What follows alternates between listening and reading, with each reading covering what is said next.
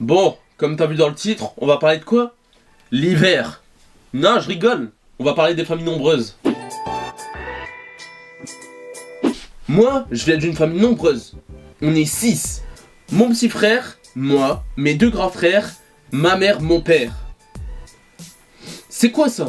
Et t'auras remarqué que dans 6 personnes, y a pas une fille si ce n'est ma mère. Mesquena. Et quand je dis famille, excusez-moi, quand je dis famille, ça veut dire plus d'intimité et plus de nourriture en 2 jours. Et un bruit de fond permanent. Entre parenthèses, moi. Les gens pensent que famille nombreuse, c'est égal à amour, solidarité et moments chaleureux. Oui, mais aussi survie, négociation et guerre psychologique pour la salle de bain. Si t'as grandi avec plus de 4 personnes sous le même toit, cette vidéo, c'est un documentaire. Déjà, vivre à 6 sous le même toit, c'est simple. C'est jamais calme. Il y a toujours quelqu'un qui parle, qui crie, qui appelle quelqu'un à l'autre bout de la maison, ou quelqu'un qui cherche quelque chose qu'il a lui-même déplacé. Chez nous, quand c'est silencieux de plus de 30 secondes, on se demande si ça pas un problème. Et l'espace perso, c'est un mythe. Ta chambre, c'est pas ta chambre, hein. C'est un espace communautaire. Tu t'absentes 5 minutes, il y a quelqu'un qui est assis sur ton lit, il utilise ton chargeur et ton oreiller. Il a changé de propriétaire. Au fait, je sais pas vous, hein, mais moi, j'ai jamais dormi seul. C'est bien ou pas? D'abord, je spawn, il y a mon grand frère dans ma chambre. Un an après, il y a mon petit frère qui spawn. Ça me met dans la même chambre. C'est une zone AFK ou quoi? Quand j'avais 8 ans, mon grand frère est parti de ma chambre. Depuis, je suis toujours avec le même puant. Moi, puant? Oui. Les gars, Tijani, c'est une boule puante. Vous voyez la bombe sur TikTok? Celle-là. Et ben c'est moins pire. Carrément, le matin des moments je me réveille en sursaut tellement j'ai peur. C'est pas à cause de moi qu'il se réveille en sursaut. C'est son réveil.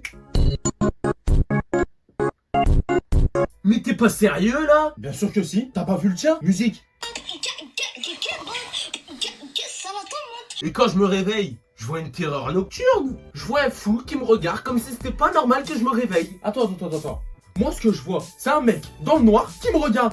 Bien évidemment que j'ai peur. La salle de bain dans une grande famille, c'est un champ de bataille. Le matin, tout le monde a le même objectif, passer avant les autres. Et là, il y a des stratégies. Il y a celui qui se lève tôt, super tôt.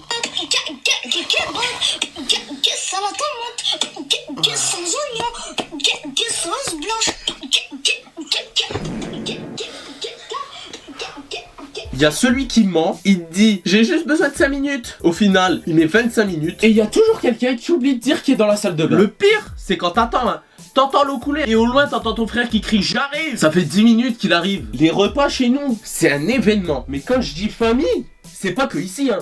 On est éparpillés en France. Il y en a dans les Vosges, à Paris, dans le Nord et même en Savoie. Le pire, c'est quand il y a un événement. Déjà, on est sur un bilan carbone qui équivaut à celui du GP Explorer. En gros, si tu comprends pas, quand il y a un événement, la couche d'ozone, elle se trouve de 25%. Mais du coup, t'en penses quoi, soleil? Le soleil n'existe pas. Mais arrête de dire ça. Oh là là. Ça va, mort? Nickel. Quoi? Il est déjà 14h. Il est bientôt 20h. Faut que j'y aille. Mais c'est bon, t'as le temps, hein. Et c'est pas ça le pire. À des moments aléatoires, mon oncle il me regarde et il me dit quoi?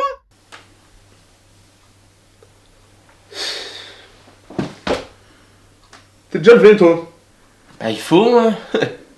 Bon, vous me saoulez, je vais m'en prendre 5.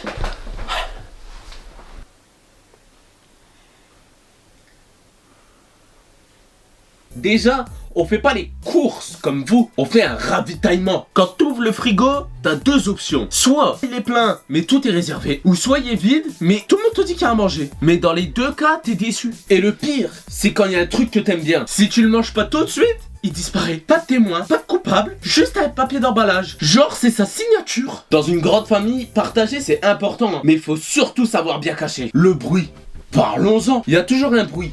Télé, téléphone, quelqu'un qui appelle ma mère depuis l'autre bout de la maison. Moi, quand je vais chez quelqu'un où ils sont 3-4 dans la famille, mais quand il y a du silence, je suis mal à l'aise. Je suis en mode pourquoi personne crie?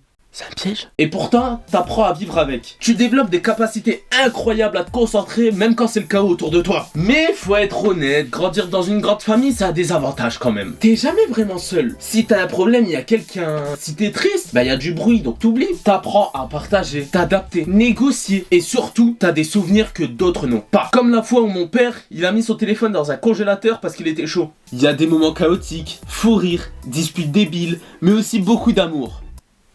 Attends quoi? C'était pas dans le texte. Avoir une famille nombreuse, c'est pas facile tous les jours. C'est bruyant, c'est fatigant, et parfois t'as juste envie d'un peu de silence. Mais avec le recul, t'as compris que t'as grandi dans quelque chose de vivant. Donc si toi aussi t'as grandi dans une famille nombreuse et que t'as déjà attendu 20 minutes devant une salle de bain, lâche un like. Et dites-moi en commentaire c'est quoi votre règle non écrite chez vous. Allez, peace. Maman, viens voir s'il te plaît.